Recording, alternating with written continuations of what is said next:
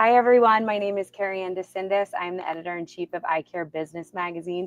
We are here from the Vision Council Executive Summit at the Ritz-Carlton in Santa Barbara, and I am joined with Eric O'Neill, who just delivered an awesome keynote speech. Thank you. Thank you so much for joining us. And I already have let you know that I'm going to read all of your roles because it is a lengthy list, and I don't want to get them wrong. So Eric is a cybersecurity expert, legendary FBI operative featured in the film Breach, best-selling author, technology futurist, and attorney. Did I miss any? That's right. And a national security strategist for cybersecurity companies. There we go. There we go. So Eric, I just wanted to kick this off before we kind of dig into how eye care professionals can protect themselves in this new age. How, with your experience as an FBI operative and in the cybersecurity space, I watched the movie Breach. You dealt with a lot of really high pressure, intense situations. Right. We have executives here. How can these leaders in these high pressure, intense situations, maybe not as intense as the movie Breach, navigate those spaces?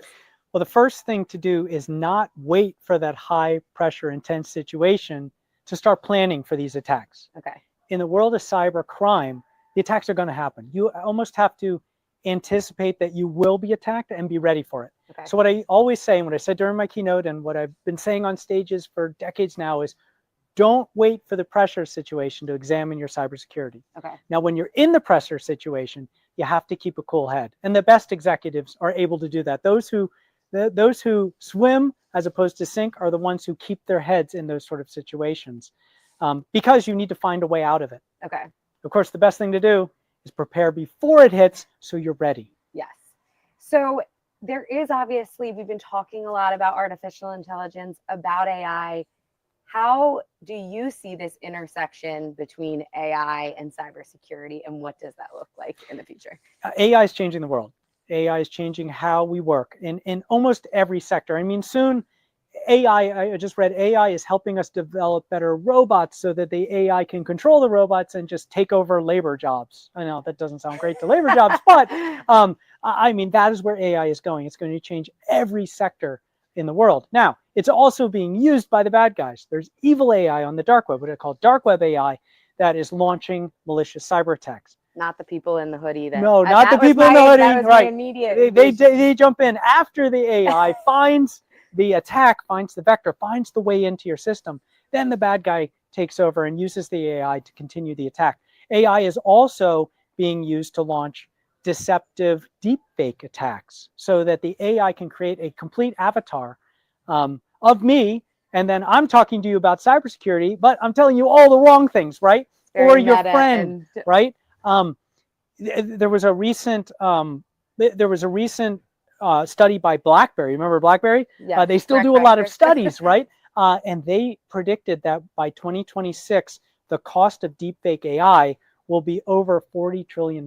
I mean, that's insane. That's a lot of money. Very scary. Yes, that's very, very scary. So what do? The intersection of AI and cybersecurity means that cybersecurity companies are also developing their own AI. Okay. So this is AI that is fighting the bad AI. It's happening in cyberspace, and it's happening today, and it's happening all around us. And do you think they're already at the forefront of that? Oh, absolutely. Okay. A cybersecurity company that isn't developing machine learning AI, and we've been doing this for years. This isn't a new thing, that is able to predict attacks and spot attacks that it's never seen before. That's the holy grail now.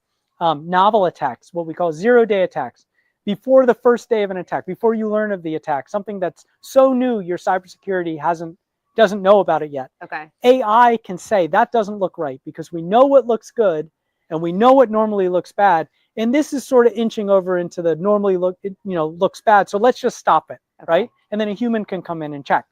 That's what AI is doing. And so cybersecurity that isn't deploying that kind of AI isn't going to be around very long. Wow. Okay. So I have a next question, is a little bit twofold. First, I want to ask our audience of eye care professionals. They have offices, they have employees.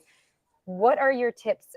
There is an acronym to keep them safe at their practices. These are businesses. They do not want to run the risk of losing money over a cybersecurity attack. So that is setting the stage. And then I want to ask about individuals here, overarching what we can do. Yes, absolutely. So here's the cool thing about my methodology and how to protect yourself. Okay. It applies to you and me, Kerri Okay. Ann, right? Yes. Personally, and to your business, and to massive enterprises. The goal in cybersecurity, the best way to develop a plan to protect yourself is keep it as simple as possible. When you add too much complexity to a plan, you make it very difficult to manage, and you're adding a lot of ground for attackers to find a way in. So keep it as simple as possible. So I boiled it down to just 4 things, right? I call it PAID. Prepare ahead of the attack. Don't wait until the cyber attack to examine your cybersecurity. Be ready ahead of the attack. Invest, get your cybersecurity insurance, do some planning and training. Assess. Train your employees to always be looking for the attack, to not make the biggest mistake that employees make. Trusting the email, clicking the link, opening the attachment. It's been said a million times, but it is still the #1 way that successful breaches happen. So prepare, assess, investigate.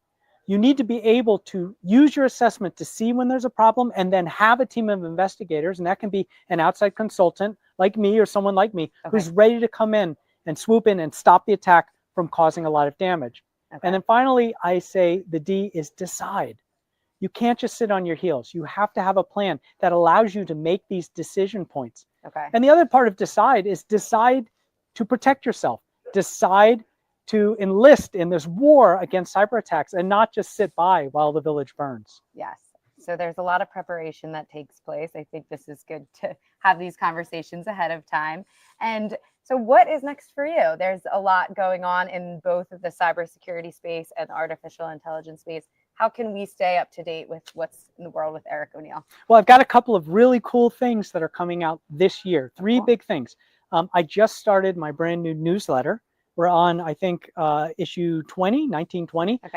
And it's a weekly format, which means that it doesn't bombard your email box. It's long format, so you get this great story at the beginning, and then a lot of learning that will help you be better against cyber attacks. Your entire employee workforce could read it and learn the tools and tricks that I talk about on stage all the time.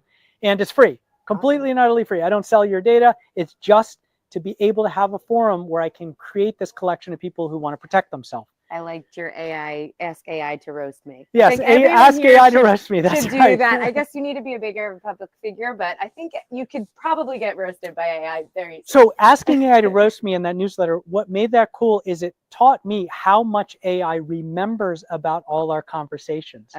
All of the things that we talk about, it remembers everything, right? This will be loaded. Yes, exactly. Including the embarrassing thing of me asking, I bought a new car, it's a Mazda. How do I use the Apple CarPlay? I'd never had it before, right?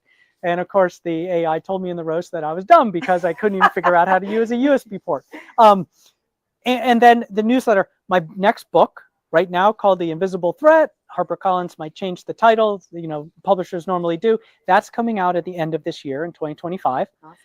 If the FBI was faster with the pre-publication review, and they're abysmally slow, you can print that, it would be out already. Sorry, not my fault, it's the FBI's fault.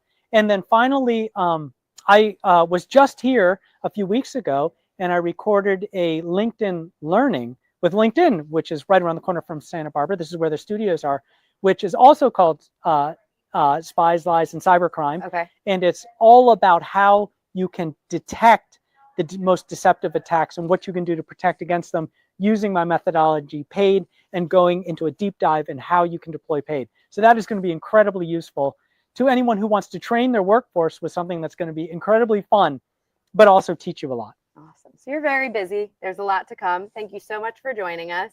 Thank you all for tuning in. We will be here from the Executive Summit tomorrow with 2 additional amazing keynote speakers, and we look forward to seeing you soon.